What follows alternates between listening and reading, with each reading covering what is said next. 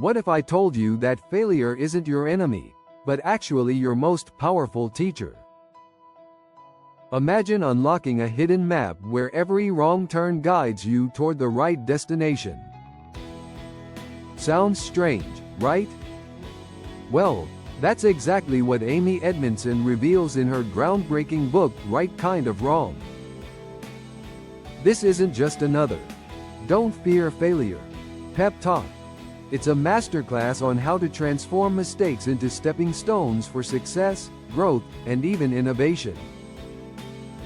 Amy Edmondson, a Harvard Business School professor and one of the world's top thinkers on organizational behavior, has spent decades studying how leaders and teams succeed or collapse.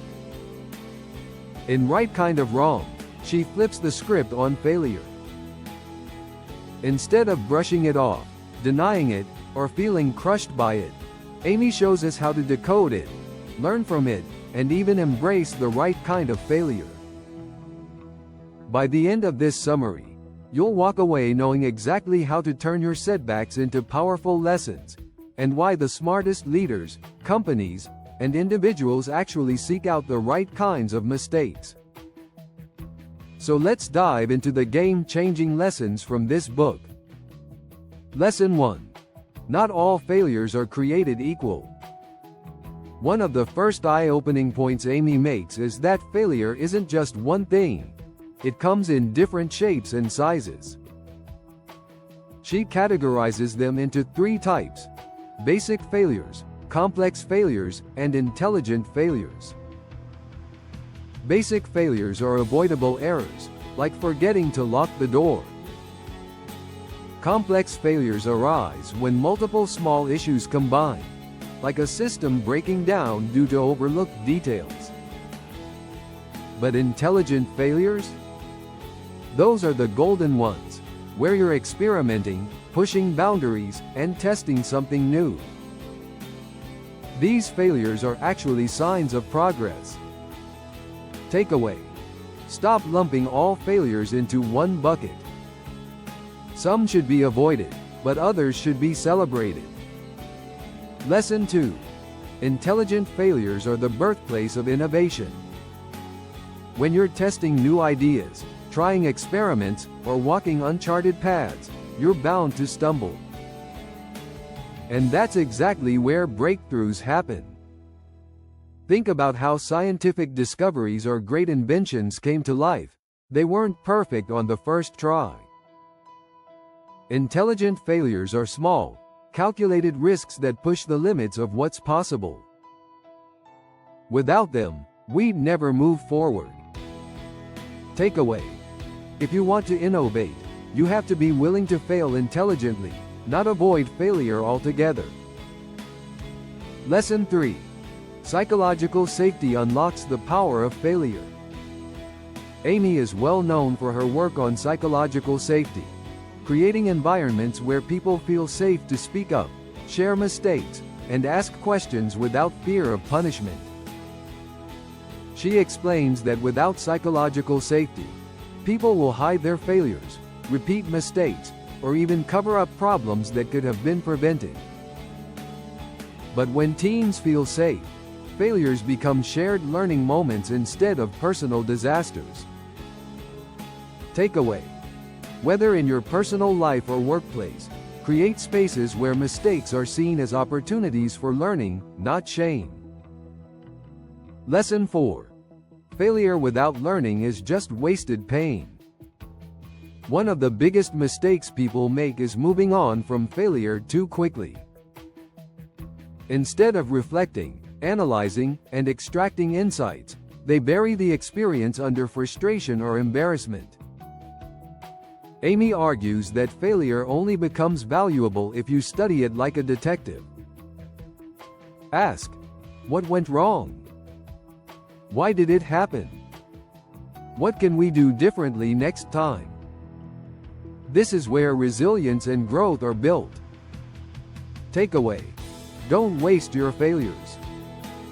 Squeeze every drop of learning out of them. Lesson 5. The shame trap keeps us stuck. Society often labels failure as weakness, making us feel ashamed when things don't go as planned. Amy highlights how shame keeps us from owning our mistakes, talking about them, and improving. The key is to reframe failure not as a verdict on who you are, but as feedback on what you tried. By shifting perspective, you free yourself from the prison of shame. Takeaway: failure doesn't define your identity, it defines your growth path. Lesson 6. Leaders must model the right attitude toward failure. Great leaders don't just tolerate failure. They normalize it, share their own mistakes, and encourage smart risks. Amy shares stories of leaders who actively ask their teams to share failures in meetings, turning them into collective learning sessions. This doesn't mean recklessness. It means showing that calculated risks and small stumbles are part of progress. Takeaway: whether you're leading a team, a family, or just yourself, your response to failure sets the tone for everyone around you. Lesson 7. Failure is inevitable, but growth is optional. The hard truth Amy leaves us with is that you can't avoid failure. It will show up in relationships, careers, and personal goals. But whether it crushes you or catapults you depends on your mindset. Growth comes from seeing failure not as the end of the story, but as a plot twist that makes the ending even stronger. Takeaway: you can't choose whether or not you'll fail, but you can always choose what you'll learn from it. Lesson 8. Small, fast failures beat big, costly ones.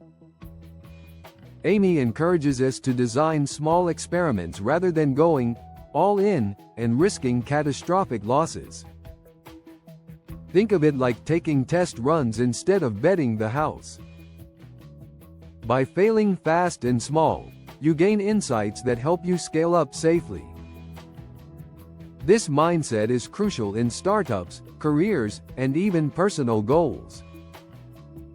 Takeaway: test early, fail small, and build smarter. It's the safest path to lasting success. Lesson 9. Curiosity turns failure into progress. Curiosity is the fuel that transforms failure into growth. Instead of sulking when things go wrong, ask why and what if. Amy explains that a curious mindset keeps you from spiraling into self-blame and instead shifts you into problem-solving mode. Curiosity makes failure not a dead end, but an invitation to explore.